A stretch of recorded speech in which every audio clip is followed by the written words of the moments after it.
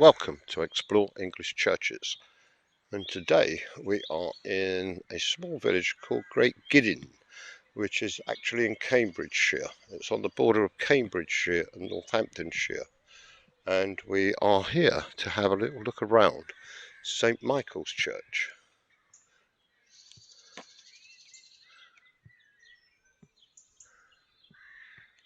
It sits on quite a large plot and is more or less in the centre of the village, as you can see,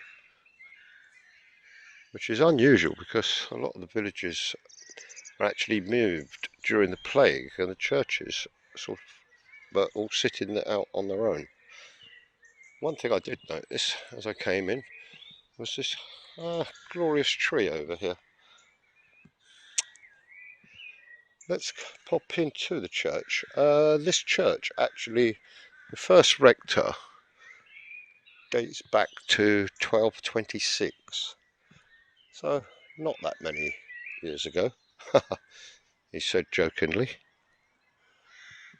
This has obviously had these doors put on for the porch. I'll just give you a little view.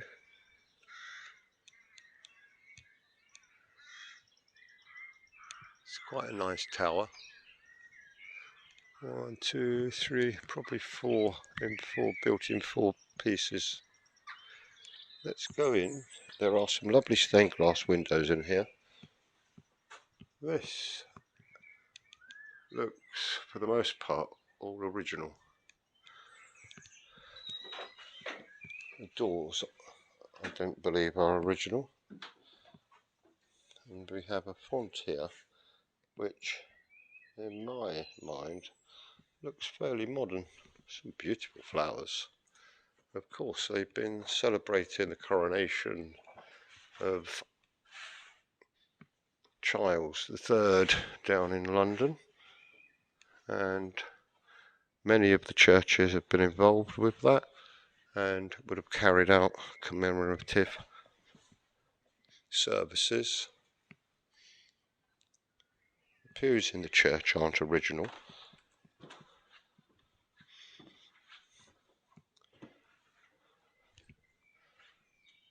We do have a beautiful stained glass window down there. Whoops, I almost fell down the steps behind me, people. That would not be totally unusual, but I think that would have been rather dangerous.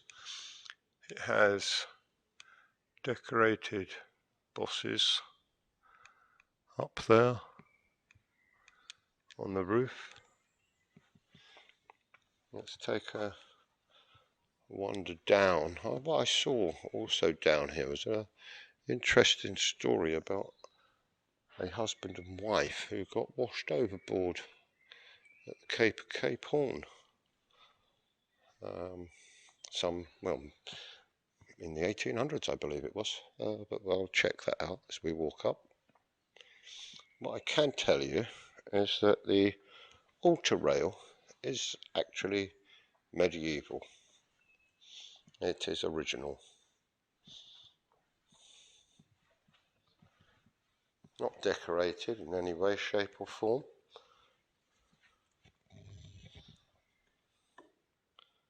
But that is most certainly original.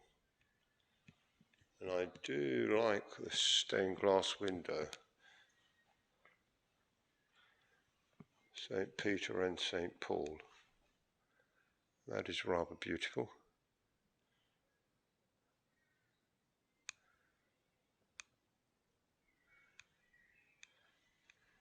Now here's this plaque, a memorial plaque up here to Edmund Shalmall Bagshaw, son of Reverend Bagshaw, vicar of the parish. He and his wife were actually washed overboard.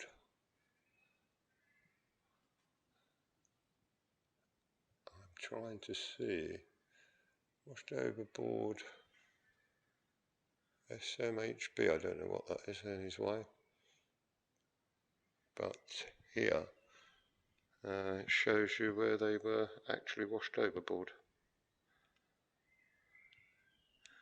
and that was in 1890. The other thing I noticed here, I thought these stones here were kind of out of place. They could be the originals. I'm not too sure. We have a piscina tucked into the corner there.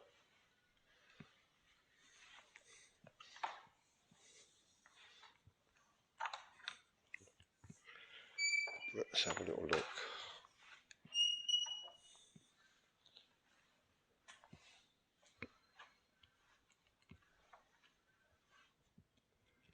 Tiny. I'm not sure what these recesses would have been here for. And we have this, I believe, rodeo here. I do like that window there. We have some. Is that embroidered or is that painted? That's painting. That's rather sweet, isn't it? Hey, very, very nice. Someone took all the trouble to do that. Rather sweet. This is a view down the church.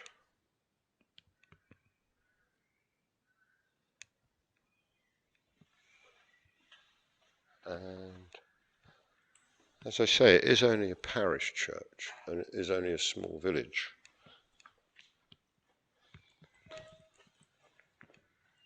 Oops. We have another beautiful stained glass window here.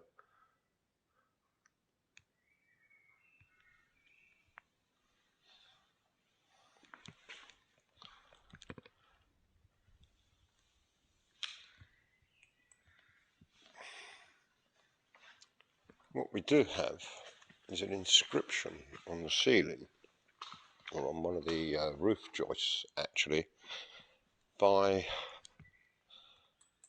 a previous church warden, and the date on it is absolutely amazing, and I'm just about to show you that now. Actually, here we go. I will try to zoom in gently, and when you see the date on this of 1629, and it was John Lamb, the church warden. Wow, how cool is that? Again, when you see dates like that, it really does emphasize the age of some of these wonderful buildings. I'll say it's rather a small but sweet.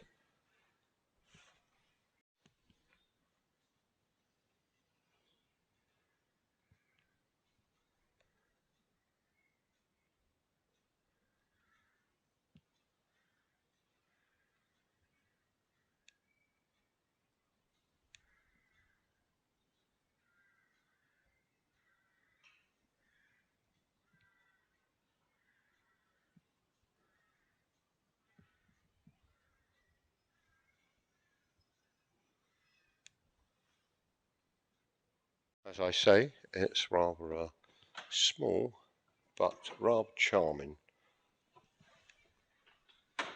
parish church.